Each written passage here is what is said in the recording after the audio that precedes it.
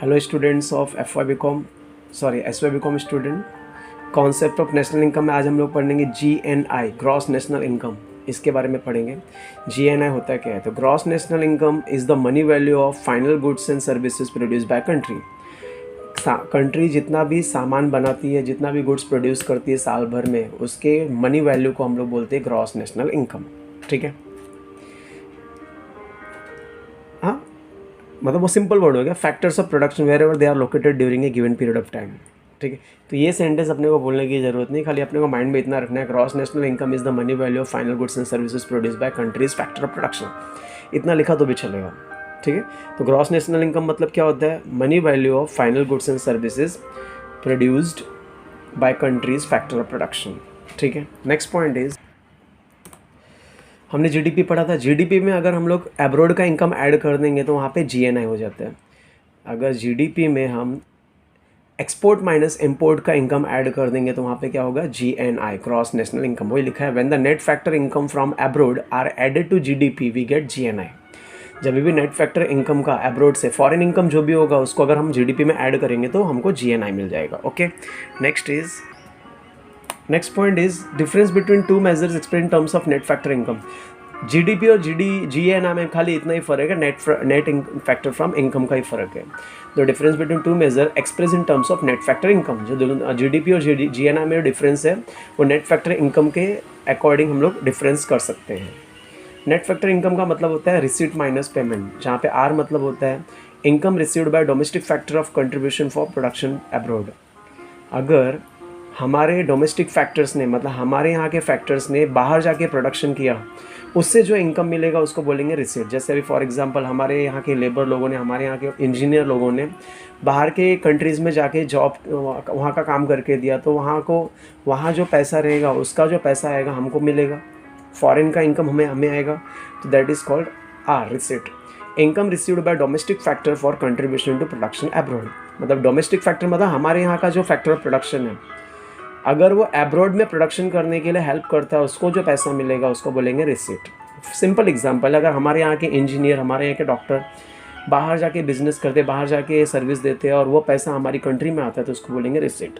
ठीक है, पेमेंट मतलब क्या होता है? हम फॉरेन के फैक्टर्स हम यूज़ कर रहे हैं तो हम फॉरेन कंट्री को पेमेंट करेंगे, उसको बोलेंगे पेमेंट। जैसे हमने क्या किया, बाहर के बड़े डॉक्टर्स को बुलाया, फॉरेन के डॉक्टर्स को बुलाया यहाँ का इलाज करने के लिए, तो हम उनको पेमेंट करेंगे बाहर वाली कंट्रीज़ को, तो उसको बोलेंगे पेमेंट।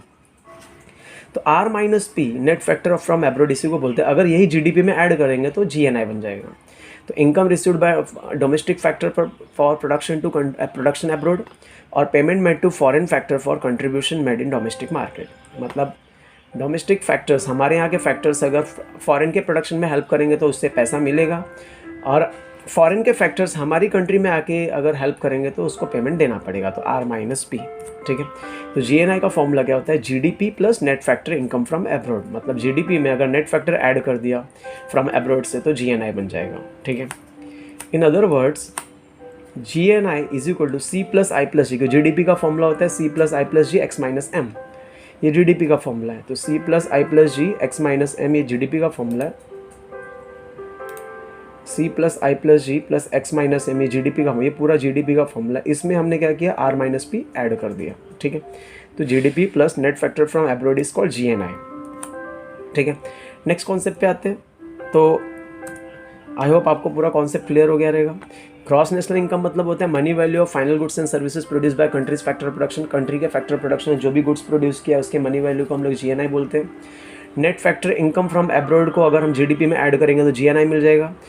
जीडीपी और जीएनआई में खाली नेट फैक्टर फ्रॉम एब्रॉड का फ़र्क है, आर माइनस पी का फ़र्क है। आर मतलब होता है income received by our factor of production by servicing to the foreign country, और पेमेंट मतलब income money paid to the foreign factor of production to helping in our country.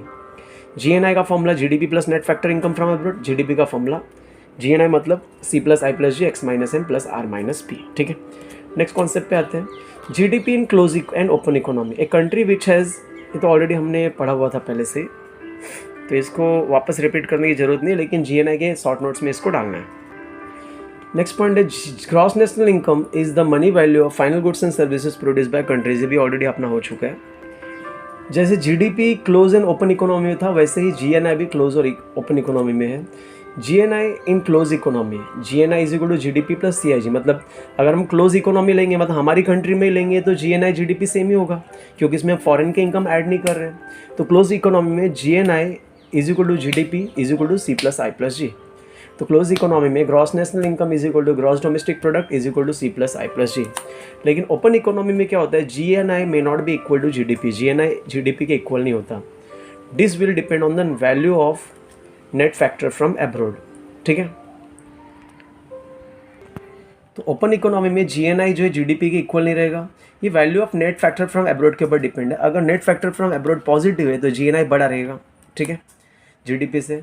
On the other hand if net factor from abroad is negative then GNI will be less than GDP. मतलब बोलना क्या है, अगर gross national income बड़ा कब होगा, जब foreign से जो इनकम आ रहा है वो ज़्यादा होगा, तो अगर रिसीट ज़्यादा होगा तो। लेकिन अगर net income from abroad negative है तो जीएनआई कम रहेगा। तो वही लिखा है, if net factor from abroad is positive, foreign से जो इनकम आ रहा है ज़्यादा आ रहा है और पेमेंट कम जा रहा है, तो GNI will be greater than GDP. On the other hand if net factor from abroad is negative, अगर net factor from abroad is negative मतलब पेमेंट ज़्यादा जा रहा है, रिसीट कम आ रहा है, तो जीएनआई क्या होगा, जीडीपी से कम होगा, ठीक है। तो इन शॉर्ट हम बोल सकते हैं कि जीडीपी जो है जीएनआई के इक्वल नहीं होता ओपन इकोनॉमी में। ये value of net factor from abroad के ऊपर है। अगर net factor from abroad negative है तो जीएनआई कम रहेगा जीडीपी से। अगर net factor from abroad is positive है तो जीएनआई जीडीपी से ज़्यादा रहेगा। Let's see one distinguish GNI and GDP.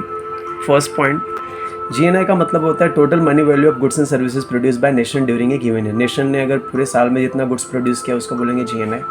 जितना भी money value of goods and services produce हुआ है डोमेस्टिक टेरिटरी में उसको बोलेंगे जीडीपी। तो फ़र्क खाली क्या है, नेशनल है और यहाँ पे डोमेस्टिक टेरिटरी है, ठीक है। दोनों में सेम आएगा, total money value of goods and services produce by nation during a year that is called GNI. Total money value of goods and service produce in domestic territory that is called GDP, ठीक है। Next point is, nation ने जो भी income earn किया है outside the country या inside the country उसको GNI में इंक्लूड करते हैं। मतलब income earn by nation whether it is inside the country और outside the country it is included in GNI.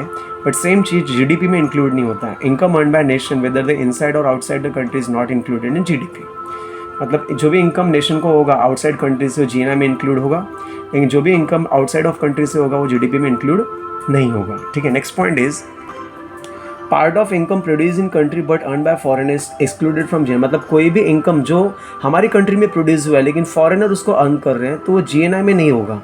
कोई भी इनकम हमारी कंट्री में प्रोड्यूस हो रहा है लेकिन फॉरेनर उसको अर्न कर रहे हैं तो जीएनआई में इंक्लूड नहीं होगा, लेकिन जीडीपी में इंक्लूड होगा, क्योंकि इनकम तो हमारे कंट्री से ही प्रोड्यूस हुआ है। भले से फॉरेनर ले रहे हैं लेकिन हमारी कंट्री से प्रोड्यूस हो, जीडीपी में इंक्लूड होगा लेकिन जीएनआई में इंक्लूड नहीं होगा, क्योंकि उसको डोमेस्टिक इनकम मानते हैं।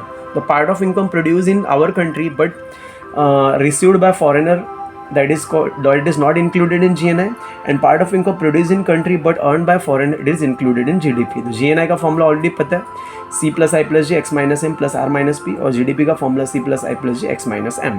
तो मेरे ख्याल से आपको ये डिस्टिंग्विश समझ गया रहेगा। एक बार शॉर्टकट में बता देता हूँ। Total money value of goods and services produce by nation during a year, total money value of goods and services produce in domestic territory, this income is earn by nation whether inside और outside the country included in GNI. अगर foreign country से income होता है तो GNI में include होगा, लेकिन foreign country से इनकम हुआ जीडीपी में इंक्लूड नहीं होगा।